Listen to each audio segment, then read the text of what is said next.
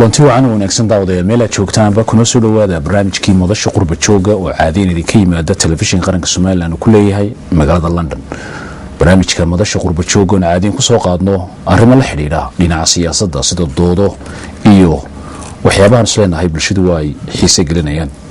iyo hadba waxyaabaha isleenahay waa ay mudan yihiin in laga hadlo. toddobaadkan iyo barnaamijka madasha qurba joogana waxaan ku soo qaadanaynaa arrinta qof kasta oo Soomaaliland ka tirsan meel uu joogaba uu u dhaga taagayo, ha noqdo ka ordaya iyo ha noqdo ka doonaya inuu sanduuqa ku rido codka oo doorashada fooda inagu soo haysay ka dhiman yihiin muddo aad u kooban oo loo wada tafaxayday yahay in loo tartamo codka shacbiga Soomaaliland meel ay joogaanba. ما هارين عصب وهارين هورين وصو مرتيها ساعتي وهارين لدرين كذا مركز تنك عيسى دودو إيو كل كفول فربضن وهذا الشغل بتشوجه وطبعا كمذا قوبها اللي قلنا قشار رمان وحقوب تنقصوا جنب برامجك ونم هالنقية وانسيجارة وقوم هالنقية كسوق بقول كبرامج كم هذا الشغل بتشوجه هدي أنكبل أبوه وتشيدو دي مقعدو نبه إدي صاروا أنا بخبل أبو ياسدا لنا عملك تيده و عبد الله عبد موسى oo kamida siyaasiyiinta firfircoon ee Soomaaliland iyo Farxaan Maxamed Ali oo isagu ka tirsan golaha baarlamaanka ee Soomaaliland horena uga soo baxay xisbigii udub ee isagu madashan lagu tartamayo ka haray hase ahaatee Farxaan uu hore barnaamijkan madasha qurba jooga uga soo qayb galayna uu kaga hadlay arrimo badan oo la xiriira xisbigoodii hase ahaatee haatan ka hadlayo tan loo wada heelan yahay. waxa ku xiga Axmed Cadare oo isna kamida qurba jooga u firfircoon siyaasadda waliba lagu tuhmo in xisbi xaakimka dadka qurbaha ku taageera uu yahay hase ahaatee haatan barnaamijkan ugu jiro arrin la xiriira dhinaca guud ee qaranka. anigoo dhinaca u soo noqonaya waxa dhankaygan kala xiga waa odayo aad u culus adan ugu horeysiyo waa Farax Xasan Jagac oo kamida odayada qurba jooga ee sida weyn ugu dhundaloola xaaladda siyaasadeed. waxa ku xiga Suldaan Maxamuud Xaaji Xuseen oo kamida salaadiinta qurba jooga hase ahaatee sida weyn ula socda xaaladda Soomaaliland ee siyaasadeed iyo mid bulshada. sidoo kale waxa ku xiga Ugaas Haruun Sheekh Cabdiraxmaan Qaadi iyo sidoo kale Xasan aw Haruun Jaamac oo dhamaantoodba kamida odayada Soomaaliland ee ku dhaqan magaalada London ee caasimadda dalka Britain. واتهاي سؤال شو ورثنا جعلنا كون نشقون مرة هذا تارنت أنو كهذا لنا يتهاي دمانتين با دورشنا Soomaaliland مهمة دينوله وطبعا ذاتك قاركوت المامين إن يتهاي كعدون كي طبعا كسرنا ضدينا قبل شري وين هرا وقبرني ومحي مهمة دينوله Soomaaliland إن دورشنا نايمر كوجوريسا كودا ماتو من نتيجة الرحلة اللي جودي هاي يدو تاسي إسكام وقته لكن ومحي مهمة ده innaga ay noo leedahay oo ay u lahayn laga yaabo dadka Soomaaliland arrimaheeda ka baxsan. waxaan ku bilaabayaa dhinaca siyaasadda oo dabcan ay tahay dadka ku tartamaya siyaasiyiinta yihiin maadaama bulshada inteeda kala idin daawanayso. Farxaan adiga ku guurajay marka hore. bismillaah intii waxa la oran karaa waxa ahmiyadda ugu muhiimsan waxay tahay in ay ku guuleysano oo dhibada u adkayno xaaladda adag ee Soomaaliya inteedii kala dhan wali ay soo gaarin. Soomaaliland haddii maanta hawsha ku guulaysato oo nabadgelyo u guulaysato waxay noqon kartaa qadiyad ay ku soo jiidato caalamka intiisa kale oo adduunka indhihiisu mar labaad ugu sidii madaxweyne Britain waa qadiyad u dhigata waayo deegaanka bayskiiba laga bilaabayaa waxaana soo baxaya xusbiyo waxaana dhacaya xusbiyo. marka arrinta haddii ku sii nabadgelyo ugu guuleysano oo si nabadgeliyada xusbiyadu barna u soo baxaan barna ay u dhacaan oo hawsha ka soo baxan waxay noqon kartaa wax target ummadda Soomaaliyeed ee higsidan yani macna u sameeyay ummadda Soomaaliland ay ku faani karto ummadda Soomaaliyeed ka dib higsidan. marka ada 10 badan oo dhigano 10 badan oo siyaasiyan oo dhigano aan Soomaaliya kan inala qabin balse moodayna maanta higsiga linka ku soo jira oo laga qaatin aad ma santay taasi waxaan gudbin dhinaca odayada iyo salaadiintaba haddaan soo qaado Suldaan Ugaas Haruun Sheekh Cabdiraxmaan Qaadi ugaas waxaad ka timid tahay salaadiinta ama ugaasyada qurba jooga Soomaaliland waliba dad si tilmaamo gobolka awdal ka soo jeeda siyaasaduna gobol kasta way saameysay laga yaabo dad aad isugu dhundalooshaan siyaasadan ay iyaguna ku jiraan seel idinku adu kala saaraysaan ugu dhiirinaysaan idinku arrintan in loo miyiriyo oo laga eego danta guud markay noqoto natiijada bismillahi raxmaani raxiim marka hore waxaan mahad u celinayaa TV-ga Somaliland nasiiyay fursadan inaan ku wacyigelino in dadweynaha reer Somaliland maanta doonaya inay doorashada maalinta Arbacada ee 18 bisha November dhacaysa in ay ka qayb galaan ayaa waxaan jecelnahay inaan xaggan uga soo tabino baaqaas oo aanu leenahay in foodkaas waxaa ka weyn nabadda ka weyn nabadda halelaayo waxa weeye doorashaynu gelaynaa doorashada waxa weeye ilaahay dadkan samada laga dooranayaa nin baa la dooran doonaa xagga samada laga soo dooranayaa ka laga helo waxa weeye aamino iibaan yeelo oo garo inay waxaan samada laga bixiyey oo waxaan tartan baa loo galaa tartanku waa wax jira weeye oo wax dhaca tartanku samada laga qoraa qofka helaa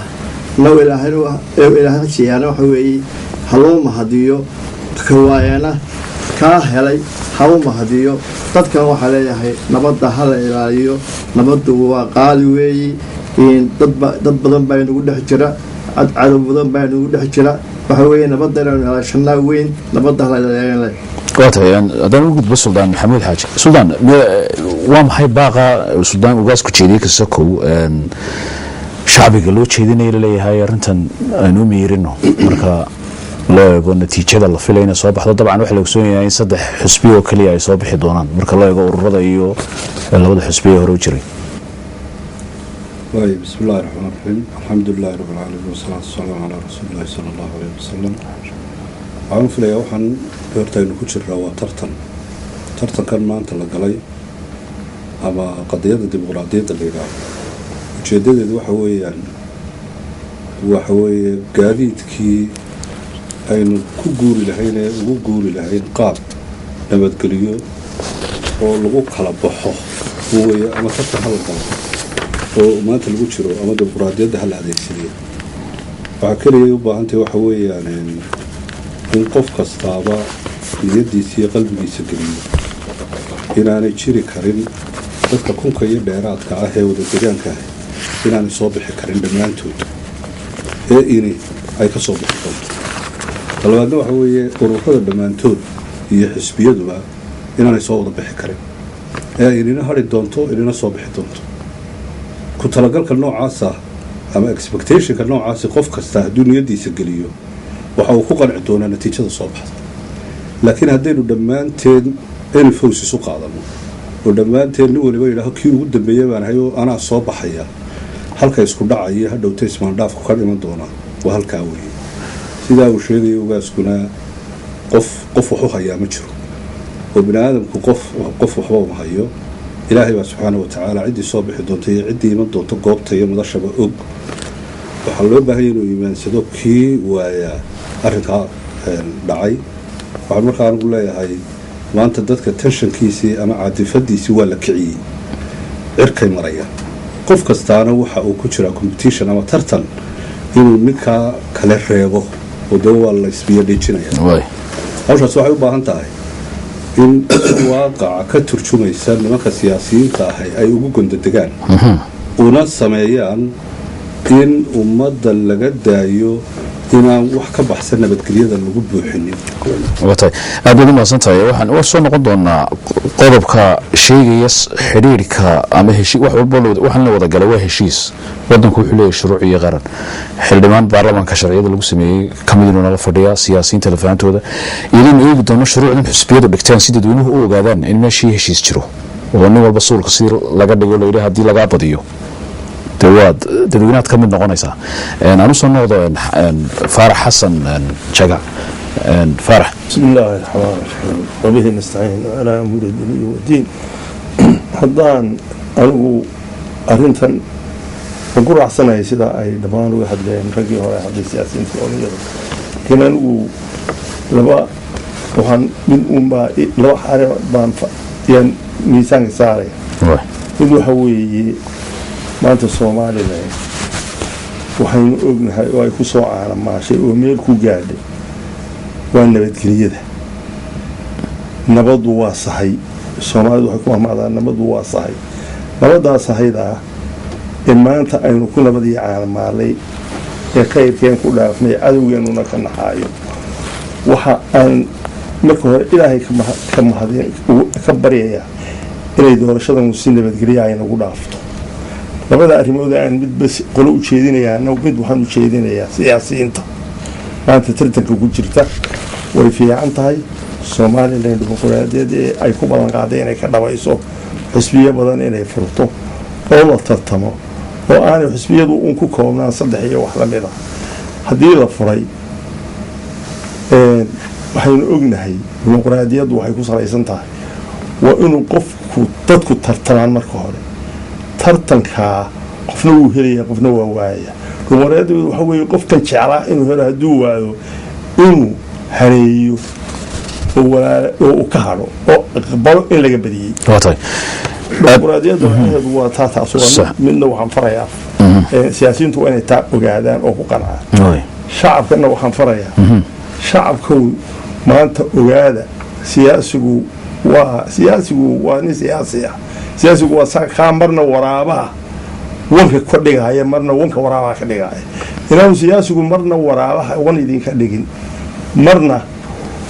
waraaba idinka dhigina inay adinku dantiina fahamtaan, xaq baa u leedihiin inaad doorataan codaysaan cidda doontaan codkiisa cidda doontaana u diidaan. laakiin wax intaa nabadgelyada wax yeelaya ka digtoonaada. aad baad mahadsantahay Faarax Xasan Jagac. dhinaca siyaasiyiinta inuu gudbo dabcan saddexdiina waxaad ku tirinaa siyaasiyiintiin inaan taana iska aqbashaan baan rajaynaya. Cabdilaahi Cabdi Muuse oo dabcan lagu ogyahay siyaasadda lafaantiisa. Cabdilaahi baaqan iyo waxaan waxa dadku is weydiin karaan miyay ku salaysnayn in shuruuc loo wada dhigtay doorashada lagu galay nidaam iyo sharci la yaa looga baqay inuu jabiyo siyaasigiiba dadka saadayntii waa kuwan siyaasiyiintii shacbiga la hadlaya haddaan marka hadalkii ugu dambeeyay soo qaato xasan Faarax Xasan Jagac wuxuu yidhi yaan laydin kolba waraaba iyo lax laydinka kala dhigin siyaasigiiyo miyaan kan laga baqay inuu wadanka khalkhal geliyo. بسم الله الرحمن الرحيم والصلاة والسلام على رسول الله. horta nabadgelyadu waa waxaanu qoran waxaanu samaysanay constitution. doorashadani waa doorashadii shanaad ee dhacda.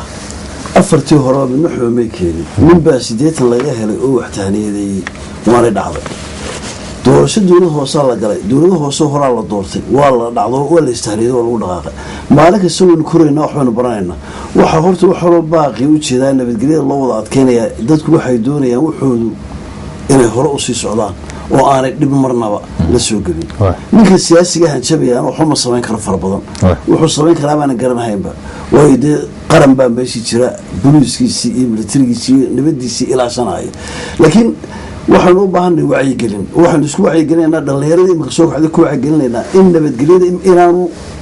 nin qaldani iyaga misligaraan si qalad wax u tilmaamay.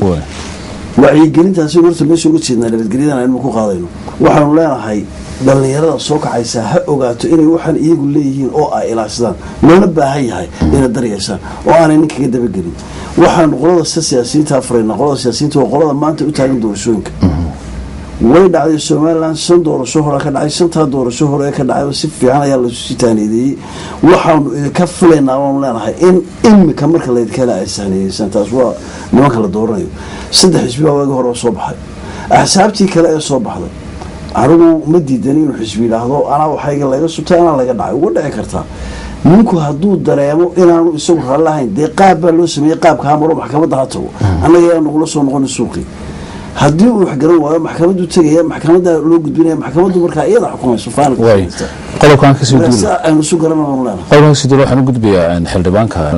Farxaan Maxamed Cali. Farxaan xildhibaanada Somaliland baad ka mid tahay, baarlamaankanna waad ka warhaysaa. shuruuc baa loo dhijiyay Soomaha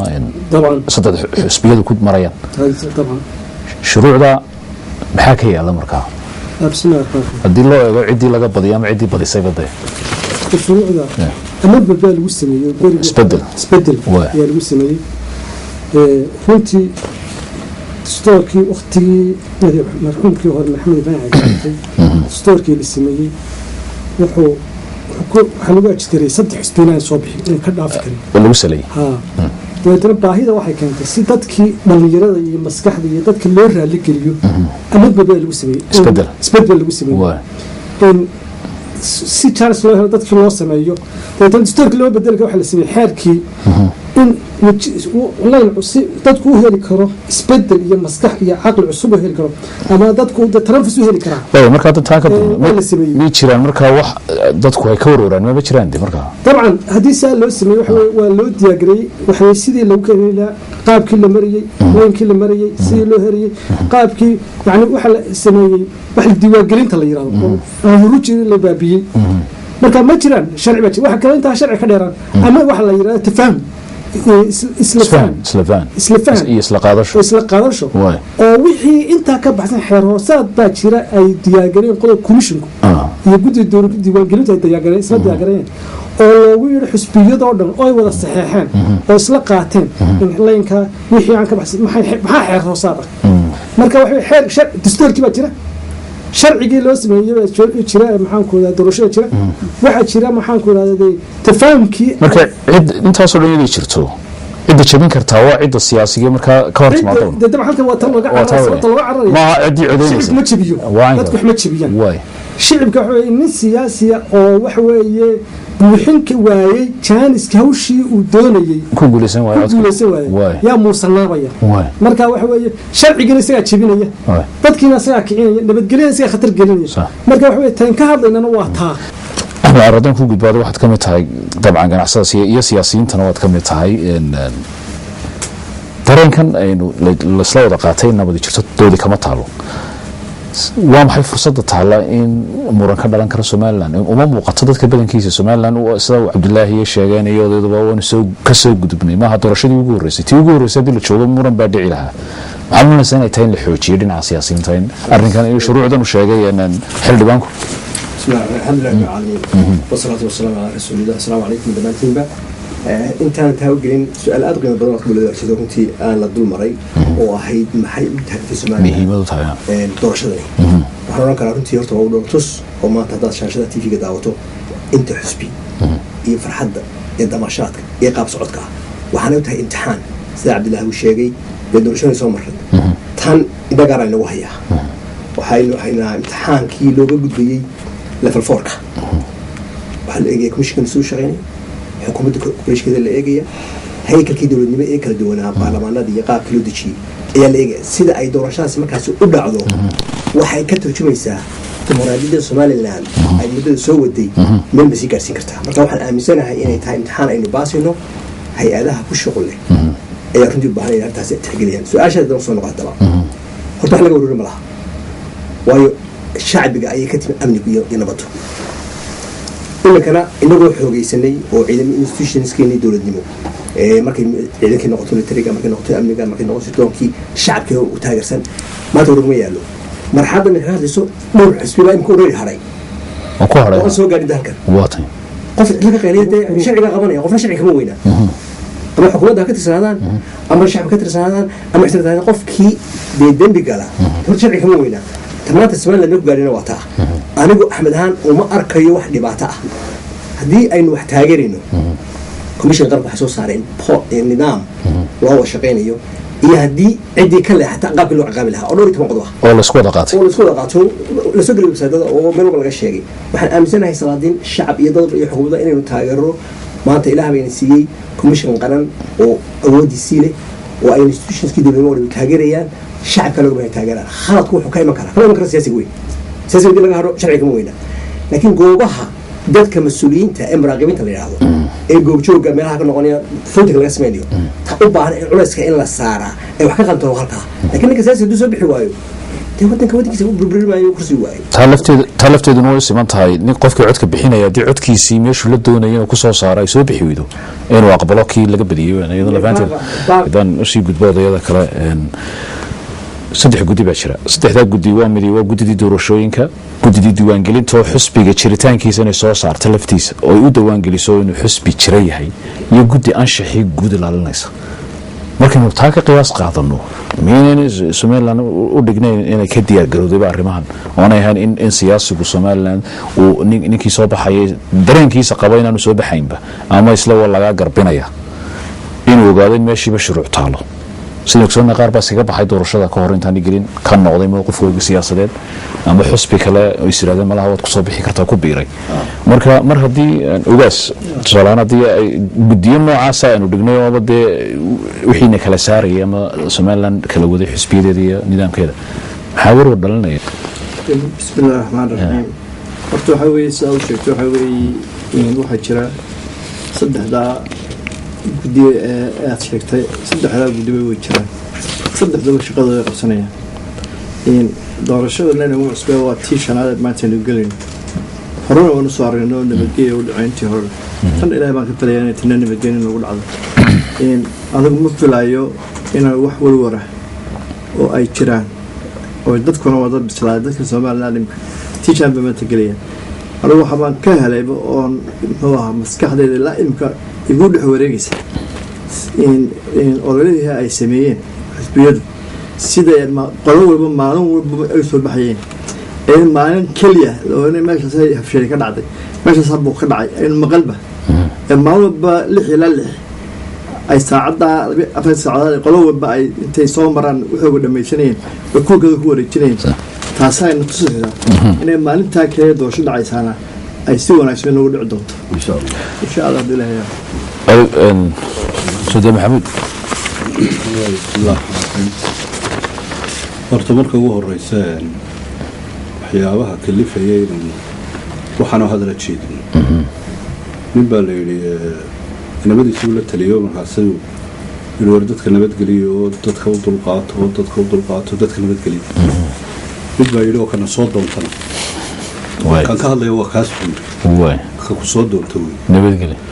waxaa soo shuruucay waxaa soo gudiyay waxaa soo booliis iyo waxaa soo military inagoo sameynay waa ninka baalmaraya ninkaynu ka hadlaynaa dadkii tacab uu galay tacabkaa uu galay waxa weeyaan maalin walba oo la soo saaraa dhaqaalaa laga qaadaa hawl dheer buu ku jiraa qofka waxa uu socdayna waxa weeye warqadu meel ku riday haddii ninkaa warqada meesha loogu riday marka loo tiriyo waxba waaye uu yidhaaho warqadaadii waa la dhacay ee waxba weynay waa ninkii wanaagsanaa ninka leh waynu hanaynaynaa waa laynaga helay bahalkii nin kale waa layna dhacay baynu inagu ka hadlaynaa ee dadkii ku odhanaya warqadaadii waa la dhacay ta dhibaatada keeni kartaa waa taa weye qaylada iyo in laga hadlo iyo in dadka laga wacyigeliyo intaba loo soo jeedinaya waa taa ninka siyaasigii qaar badan oo imka ururada ahaabaa jiro iyaguba meel kale ka fudkudiyey waa ogsoontihiin inay meel kale ka hilaaceen waxaa dhici doontaa in imkaba qaar yidhaahaan annana meel kaleanu ka hilaacayna dadkaynu la hadlaynaa waxa weeye waa dad ka baydhsan waxa aad arkaysa ee shuruuc iyo ummadu ay wax dhigatay iyo nabadgelyada qiimaheeda iyo ummaddaa soo caanamaashay midna aan arkaynin keliya isku buuxiyey inuu isagu kursi helo keliya isku buuxiyey inuu isagu ka keliya noqdo ninka laga hadlaya waa ninka mar walba wax ogol ee aqbali kara inuu dhici karo ee aqbali kara inuu heli karo ee aqbali kara inuu sida noqon kaamaha ka laga hadlayo kaas waa kaynu u baahanayna laakiin ilaa hadda waxaan ogsoonahay inta tartamaysa oo dhan waxa la yidhi waxa jiray hadal la odhan jiray gaal dil gartiisana sii dhammaantood xusbiyada iyo ururada tartamaya mid walba wuxuu sheegay inuu nabadda ilaalinayo ilaa hadda waa fiicantahay taageerayaasha lafaantooda intay ogsoonahay oo wada caynka sida ugaasku sheegana meel kastoo laysugu soo baxayna wax dhibaato oo ka dhacay ilaa hadda ma jirto laakiin maalinta tirinta ayaynu ka wada uruurayna waan adigu insha Allah waxaan aad u rajaynaynaa in ilaahay inagu guuleeyo aan wax dhibaato ah inaga iman ilaahay ka baryeena iyaguna ay sidaa aynu inagu hadlayna u qaataan farax xasan bismillaahi raxmaani raxiim bilxaqiiqana waa maanta waxaynu ognahay inuu dadkeenu bisil yahay taasoo ay ka turjumayso waxaa badanee lasoo maray doorashooyinkii hore iyo sidaa iminka loo sheegaya ay u socdaan ololaha doorashadu laakiin waxaynu inagu wacyigelinaynaa dadkeenna tacab badan baa galay doorashada tan ka baxaaya siyaasiga ka baxaaya dadka ka baxaaya cid waliba expectation weyn bay filanaysaa filashadaa cidda weydaa inay niyad samaato oo ku hanayso oo waxa aynu doonaynaa wax weyn weeye waxa weyne aynu doonayno waxa yaree la waaye aanay inaga dhabaqayn waa waano aynu dadkeena waaninayno dowladeennana waynu ku kalsoonahay sida iminka waynu arkaynay wasiirka daakiligu heegan ciidankii oo dhan baa la geliyey sida maanta loo dadaalayo shacabkii madax dhaqameedkii waxgaradkii uu dadaalayo dadka quliisuna waa bisil yahay rag iyo dumarba anigu cabsi caynkaasa ma qabo ilaahayna waxaan ka rajeynayaa sidaan hore u sheegay inay nabadgelya inagu dhaafto aad baad umahadsantahay xasan faarax xasan jagac dhinaca siyaasiyiintan cabdilaahi cabdi muuse waxaa jira qodobo aad baad ugu mahadsantahay axmed calire inaad qodobka laftiisa aad soo bandhigto qodobada lafahamtooda aad kaga hadlayseen iyo adiga iyo xildhibaankuba qolooyinka goobjoogayaashabaan aynu taabanayna carabkooda kuwa eeg waa halka ka dhalanaysaa waa halkaa qolada goobjoogayaasha ka ee ay wataan xusbiyada iyo ururadu iyo kuwa dhexdhexaadka ee caalamiga ama muwaadiniinta waxaa jira baaq qodobaday soo saartay guddida anshaxo qodobkiisa 11aad waxay sheegtay in la qadariyo lana ilaaliyo qolooyinka goobjoogayaasha ha noqdaan kuwa xusbiyada wataan ama ururadu iyo kuwa kaleba qodobkaas siduu daruuri u yahay ilaalintooda yaa loo jeedaa ha la ilaaliyo yaa ilaalinaya cabdilaahi muuse bismillahi raxmaan raxiim yaa ilaalinaya horta dee anigu ma garan karo ilaalinayo nimanka goobjoogayaasha in la qadariyo in la qadariya sameysuu ku jirtaa waxa weeyaan inanka yara laga qaaday jaamacadda hargeysa ee la geeyey maxaanku idhahdaa jiidare layidhi jiidare garab fadhiiso ee carri aanu garanahayn tegey dee tixgelin buu u baahan yahay wuxuu uga baahan yahay reer jiidari inay ilaaliyaan in lagu kalsoonaado yani waxaan ka hadlaynaa hawsha gudanayo hawsha uu gudanayo ee uu ka gudanayo meel dabadeed had iyo jeer magaalooyinku waa meelo looga dhex galo meelahan had iyo jeer ale la filayo maaragtay in ay maxaanku idhahdaa khilaafkii waxa soo gelaya waa outskirtska sidii tii ugu dambeysay u dhacdayna si wanaagsan bay ahayd oo meel kasta oo dabada oo ay wax ka dhaceen sideedii u socota waxaa jira khilaafka saaban wuxuu leeyahay qaab loo xalilo qaabkiina wuu inoo samaysay waxay ku xiran tahay marka waxaa inaga inoo yaalla xoogin seebeynu qaabkan u tixgelinayna qaabkan inagu seebeynu u raacayna u ilaalinaa shuruucda marka qadarinta waxa ku hoos jira miya ha lagu kalsoonaado macnihiisu miya qadarinta qodobka waxa weeya nin kasta oo siyaasi muraaqibka u dirtay meeshiisa ha ku kalsoonaado iyo kuwa kaleba dee ninka saabakiisu ka wakiiliya markaad meel imika soo qayso 7 xisbi weeyaan 7 nin baa sanduuqa guud fadhiya ka kala socda 7dooda nin tiradii way wada fadhiyaan markii la tirinayo 7dooda nima wada saxeexayaan ninka hadhow intuu waayo kii dawladda jooga marka laga sanduuqaaga tooma ka soo baxay ka hadlayo ninka muraaqibka ee dirayso imika qadariyo nin muraaqib kalsoon tahay diro ila xisbiga ururba too waa ku dambeynaysa marka way waa ku dambeynaysa way farxaan baan gudbinayaa farxaan oo xildhibaana waa maxay muhiimadda qodobkaasi leeyahay la leeyahay hala qadariyo muraaqibiinta ama qolba goobjooga waa maxay halkan maxaan ka dareemi karnaa qofka codka bixinaya laftiisa qodobkan miyanu la hadlaynin taaka intaan cod bixiyaa la soo gaaro waxa weeye horta maantoo kale halkaa marka la gaaro dalka taladiisa yani baawarka lihi waa kushak guddida doorashooyinka ayaa baawarka leh kama damaysta ayadaa leh cidda sanduuqan iyo goob lama geyn karo aanu nin commission ka socdaa ama mustaaxiis aanu si joogin cidda ciidankan ku shaqaysanaysa oo xuqaashan u shaqeysa heertuun u shaqeynay baawarka kama damaysta cidda le waa isaga hadduu yidhaahdo waxa weeye hala dariyo cidda wax ilaalin karta nidaamka ilaalinaysa kaley ha qadariyo waa kaa waxa isagaa ilaalinaya ama goobjoogayaasha ha noqdo ama muraaqibiinta ha noqdo ninka rasmiga talad maanta ka goos waa kaa kow xilka labaadna wuxuu saaran yahay oo ilaalinta labaad leh tuula heble ama qurac dheer ha noqoto ama qurac heble ha noqoto ama ha noqoto tuula la geenaya xeer tuulihiibaa isna la socda xeer tuulahaas wuxuu dowladda wuxuu ka wakiilay nabadgelyadii guudba ka mid yahay ilaalintii nimankan inuu mas-uuliyad degmadiisa ku ilaaliyo ama inankii muraaqibka ha noqdo shaqadooda ku ixtiraamo way qadarinta yani danu turjinaan shay qodobka laftiisa ma yani uu joogaa wuxuu ilaalinayaa waa shaqada meesha ka socoto ilaalinaya in la qadariyo marka wuxuu ku tixgelinayaa ninka muraaqib buu yahay waa muraaqib madax bannaan kii maha kii xisbiga kama hadlayno kan xataa madaxa bannaan iyo kan xisbiga ka socda labaduba isku waxay la xoojinayaan commission shaqada wado marka waxa weeye commissionka iyo lala hadlaya ilaa shaqada wata iyo ciidankiisa iyo maxaa heer tuulaha la shaqeynaya heer tuulusaga la shaqeynaya meesha aad ma santahay axmed cabare qodobka laftiisaan jeclayn aad u la fukuron maca salaadiinta oo qodobkan waa ka ugu muhiimsan weeye waa kana jecla ugu dambeeya inuu kusoo gudaanido maadaama uu yahay halka ay arrinta isugu biyo shubanayso qodobkan 11aad ee qodobada ay soo saareen guddida anshax in la qadariyo dadka goobjoogayaasha oo iyagu ah kuwa hadhow codkii saas u dhacay soo saaraya taa macnaheedu soo kuma jirto in lagu kalsoonaado ayaan uga jeedaa su'aasha iyo qadarintii meel buu soo geliyay way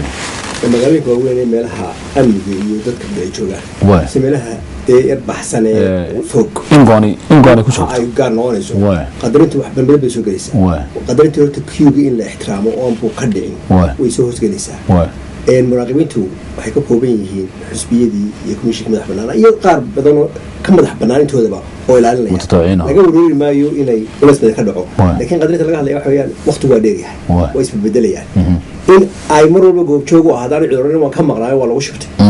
waxaa kaloo imanaya dad badan oo waxba akhri garanay oo iyagu qaadanaya haddii markaa qaar ay ka maqan yihiin kuwii kale waxaa halkan ku rid sidii aan u dhicin waa in qadarintii ay wada joogaan oo aan qaarna loo ogolaanin qaarna loo diidin oo aan meesha kaba dhaco inta badan kalsooni laga hadlayaana wax kale maaha saddeq wuxuu leeyahay furi karmayso kuritaanka lagu ridayo marka uu dhammaado inuu meel nabad ku soo gaaray meesha loogu talagalay nidaamka la qadariyo waa taas laga hadlaya waa taa inta badan dhibaato ka dhici mayso goobta dhexdeeda oo marka la soo qaado ama saddeq waa la waayey ama waxaas ay ka dhaceen taasina waa beriga hore marka waa argoonahay oo loo gudbi karo way ka runtii axmed ahaan kama qabo xasan oo haarun tan goobjoogayaasha laftooda si kooban baynu soo wada qaadanaynaa qodobka ah dadka goobjoogayaasha soo dhigi lahaydeen qadarintiisa iyo ilaalinta in yani kalsoonida lagu yani xusbigii ama ururkii ama qofkii laftiisa codka ka riday halkaasi inuu ku kalsoonaado saa u sheegeen siyaasiyiintu waa qodobka in lagu kalsoonaado waxay imaanaysaa kalsoonida horta waxaa kow marka horta waa in meesha cadaalad ka jirtaa haddii meeshan sanduuqu uu yaallo muraaqibiintu ay joogto maamulka markaa jooga ay si cadaalada uga shaqeeyaan oo dadkii kuyuuga ku jira ay ku kalsoonaadaan shaqada ay wadaan meeshaasi waxaan filayaa inaan wax dhibaatii ka imanayn waxay iman kartaa in goobaha qaarkood saacaddii loogu talagalay in ay la xidho ama waqtigu taynkii loo qaaday waqti ka horeysa in dadka meeshaa jooga in iyagoo kuyuuga ku jira qaar ku xidhaanba halka dhibaatooyinku ka iman karaana waxyaabaha caynkaas weeye haddii saacaddii oo dadka kuyuuga ku jira laga dareeriyo kii hadhowta halkaa codka islahaa cod baad ka helaysa hadhowta wuxuu imanayaa isagoona waxbaa layga hadleeyey waayo ummadaydio dibadda joogta ayaa lagu xidhay buu odhan karaa waayo afrikaanka waad ogtay waxyaabaha ku shaqeeyo tiina soo marta iyadoo aynu dowladdeenu waa tii u dambeysay doorashadii madaxweynaha dowladdii dhammayda ayadu ka wakiilka ahayd baa tiri waa laygaga shubta marka qodobkan ka hadlayna waa halkay muhiim ka tahay meeshaas way marka haddaad soo koobto markaan soo koobo waxaan weliba aan kaaga dhexgalo miyaanay ahayn halka tiri waa in yani dadkii kuyuga ku jira dadka kuyuga ku jira laftoodu haddii ay samirkoogu yaraado ka waran xagga samirka laga hadli maayo taa lafteeda waa dhici karta haddii samirka yaraado dee taasi waa xagga shacabkaynu la hadlaynaa waa ayagu dadka maadaama ay u soo baxeen inay codkii bixiyaan taa waynu la hadlaynaa waa inay dee samirkeedii yeeshaan iyo deganaashaheeda iyo xaqdhowridda ay ilaaliyaan iyo nidaamkoodii oo ay nabadda ilaashaan waa tahay aad baad u mahadsan tahay xasan halkaa boosirka xasan boosir halkaa ka geliyo horta waxa weeyaan dee dowladdu shuqulkuma leh komishankaa shuqulku komishankaa wuxuu shuqul ku leeyahay waqtiga ilaalintiisa kuyuga ilaalintiisa dadka haddii ay cidi iska maaragtay haddii cid la eersanayo dowladda lama eersanayo waayo dowladdu waxay shuqul ku leedahay oo arintaasi ka khuseeyaa ma jirto dowladdu waa khaadim komishankaa loo wada shaqeynayaa ciidamadaas komishanka wada shaqeynayaan xilisaa iyo furisaasiba markaa boodka doonaya ka saxaa boodka weyn cadaaladda la doonaya waa cadaalad komishanka laga rabo hadduu komishanku khaldamo dee kulligeen wada qaban karayna laakiin ilaa iyo iminka sida u socoto iyo xeerarka la soo dejiyo dhabi waxay muujinayaan in aynu horumar ballaaran oo u qalmo shantii doorasho ee hore aynu samaynay yani waxaan uga jeedaa guuldaloolooyinkii tii ugu dambeysay casharadii laga bartay oo dhan waa la wada isticmaalay markaa taas waaba noqon kartaa in dowladdu hadhow dhan waa laga shubtay kale waa qodob fiican weeyo dowladda hadda jirtaa lafteedu inaan odhanin waa laga shubtay waay ugaas bismillahi raxmaan raxiim waxa weeye qodobka qadarinta hadaynu soo qaadano waxa weeye waxaa looga jeedaa waxa weeye dadka maraaqibinta meesha jooga inuu ninkaas sanduuqiisa uu maraaqib ka yahay inuu ilaashado weeye